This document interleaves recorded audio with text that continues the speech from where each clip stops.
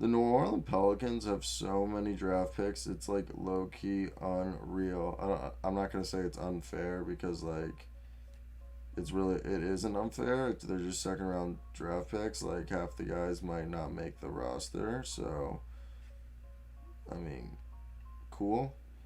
But so let me hear what you guys think the Pelicans should draft in the second round. Let's get right into today's video. I don't know why I sounded so out of it. And yes, let's do it. Okay, so they have 4 picks in the second round. They have a first round pick that currently on my mock, I have them drafting for the longest time Franz Wagner. And I recently switched that from Franz Wagner to Corey Kesper just because not Lonzo, Zion came out and was like, look, I want to win right now. So we better get guys to win right now. So Franz could still go that, but Corey Kesper would immediately translate with a 3 point shot. So that was the only reason I hadn't had, our guy Franz getting drafted there. But still, they're going to go with a wing. And with that, there's still some holes on this roster that we could sit here and be like, oh, if they wanted to fix themselves, they could get this. So let me hear your thoughts down below. What do you guys think? And let's get right into it. First off, Day'Ron Sharp.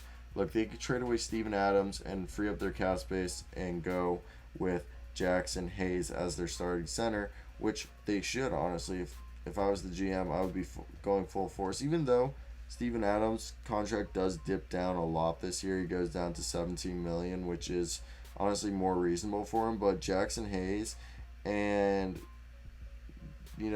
I feel like they could bring in another guy. But Day'Ron Sharp isn't a first round center, but he's a guy who have some people have him projected to be going in the first round. But I think he's a massive guy who should be a solid backup 5 in the NBA. Then you got guys like that they get Brandon Boston with the 40th pick, who would be a decent gamble, but he's 6'7", 19 years old, and hopefully they just saw his limitations at Kentucky as simply limitations that were put on by John Cavallari. Now, you got Felipe Petrusev, who could be a big man stash option in the late second round, and maybe he'll come over someday, or maybe he comes over immediately. Like, another guy is Jason Preston. He's a guy who's got a great feel for the game in the backcourt, rebounds really well, and he could be a G League to backup option in the NBA. They could also try to get a guy to replace James Johnson when he was doing like a Raekwon Grant. He's a tank, and the Pelicans can develop his jumper. They would have a great small ball 5 off the bench. And there's other people like Johan Begarin from France. He's 18 years old. He's a Stats project guard for David Griffin, and he would need some time, but like once he comes over, he'd be good. Another guy I really like is Santi Aldama from Loyola, Maryland. 20-year option, a little bit biased because I'm from Maryland. Go to University of Kansas, living in Kansas right now. Never moving back to Maryland, but nice potential stretch 4 here, and he could maybe come over right now. Like, he played in Loyola, so he would come right now, or maybe he goes sign in Spain and he just develops out there. We could also go Greg Brown. He's a projected defender at the 4. He's going to be available late in this draft. There's also Daishen Nix, who could go higher because of his potential, but they could roll the dice if he's still there because he has a great feel. Might not be the most athletic. There's also Aaron Henry. He's a guy who regressed as a shooter at Michigan State, but he proved himself as a playmaker, so he could help as a fit in the second unit for someday for the Pelicans on the wing rotation. If Herb Jones has averaged, like, I think it's almost about over 1.5 steals a game for his career and over a block a game in 4 years at Alabama, and he's averaged past 2 years almost 7 rebounds a game and almost like 10 points a game. Okay, and this year he brought his 3 point shot up to like over 30 something percent, so he's gonna be good. Charles Bassey, if he's available, if they don't want Day'Ron Sharp, could be another option. He'd be a bouncy guy, can hit the 3 point shot. He can score inside rebound, and seems like he has a jumper. I mean, obviously Roku Perkichin is a stretch four who can sometimes probably play the three, and he's a nice in between game. Can put the ball on the floor. He can stretch the floor. There's a lot of guys out here that they could really just go that I really like that I think are definitely going to be available. David Johnson isn't going to be a shooter, but he's a great ball handler, and he can put the ball on floor. Another guy is Isaiah Livers, who is a little bit smart at 230 and 6'7". Raekwon Gray is like 250, 6'8". But Isaiah Livers is a 40% three-point shooter, and he can rebound. He's great. I think Neemias Queta is going in the first round. I don't know why people think he's going to go in the second. I'm telling you, he's going to go in the first.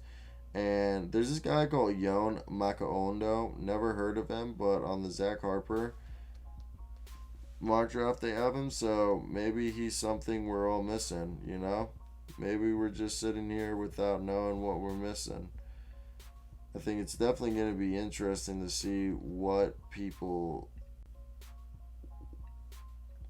they do with these 4 picks. Because they also could sit here and be like, fuck drafting 4 fucking players.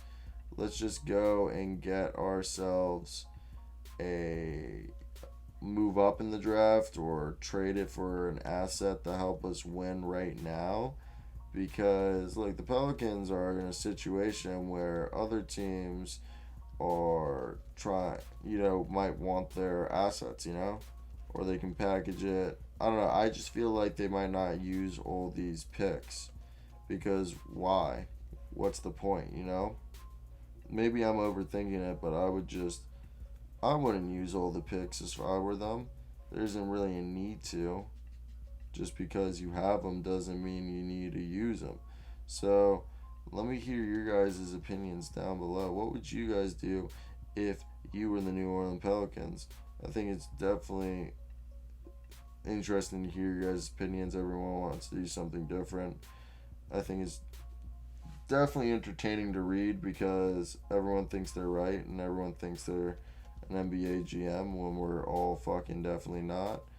But yeah, let me hear your guys' thoughts. What do you guys think the New Orleans Pelicans should do with their second round picks? They have so many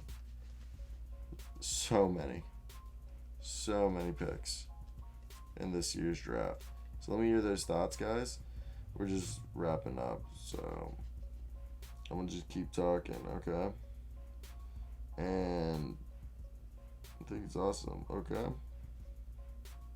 Yeah, my computer's gonna die.